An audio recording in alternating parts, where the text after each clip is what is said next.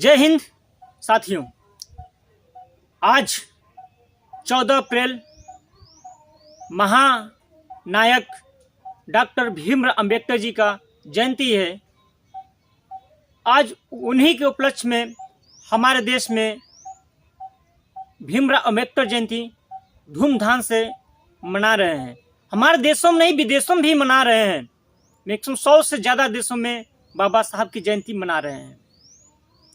बाबा साहब एक ऐसे व्यक्ति थे जो कि हर एक समाज, हर एक धर्मों का लिए एक ऐसा बना के चले गए हैं, ऐसा कोई अब शायद बना पाए। आज उन्हीं के अधिकार से, चाहे नेता हो, चाहे अपने आप का प्रधानमंत्री हो, संविधान की वजह से सारे लोग ने आज अपने राजा बन रहे हैं। कहते हैं कि छोटी सी इनके एक की शायरी थी, शिक्षा वो सिन्निक दूध होता है, जो पीता है वही दहाड़ता है। शिक्षा वो सिन्निक दूध होता है, जो पीता है वही दहाड़ता है। तो शिक्षा के लिए आप जितने ही ग्रहण करेंगे, अगर शिक्षा आप जितने ही पाएंगे, जैसे हमारे आज प्रधानमंत्री हुए, आज शिक्षा के बदौलत आज लोकतांत्रिक देश है। अगर लोकतांत्रिक नहीं होता, आज हमारे प्रधानमंत्री नहीं होते। तो इन्हीं के आज उनके पूरे भारतवर्ष में हम लोग जयंती मना रहे हैं। आप लोग के इस दिन के लिए ढेर सारी शुभकामनाएं। और कुछ लोग होते हैं, कहते हैं कि ए ब्रांड है, वो ब्रांड है, हमारे हैं।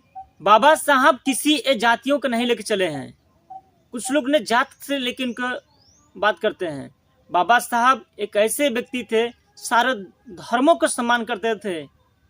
उनको हर एक इंसान बराबर समझ में आता था, सबको एक बराबर का अधिकार देते थे। कुछ लोग सोचते हैं कि बाबा साहब हमारे हैं। अरे जाकर अपने पूर्वजों से पूछो बाबा साहब क्या थे। अब संविधान के बारे में जितने पढ़ेंगे उतने कम रहेगा। बाबा साहब एक ऐसे नायक थे, किसी धर्म, किसी जात का विरोध नहीं किए थे, एक प्रति शिक्षा के प्रति लड़े थे।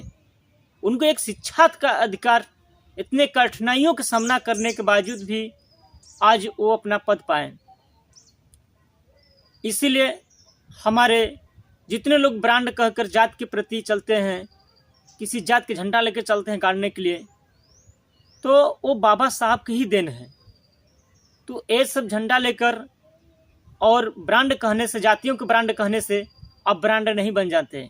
ब्रांड होते हैं तो बाबा साहब से सीखिए। सारे धर्मों को सम्मान किए, सारी जातियां के एक सम्मान किए और महिलाओं को अधिकार दिए। ये सबसे बड़ा ब्रांड की चीज़ होता है।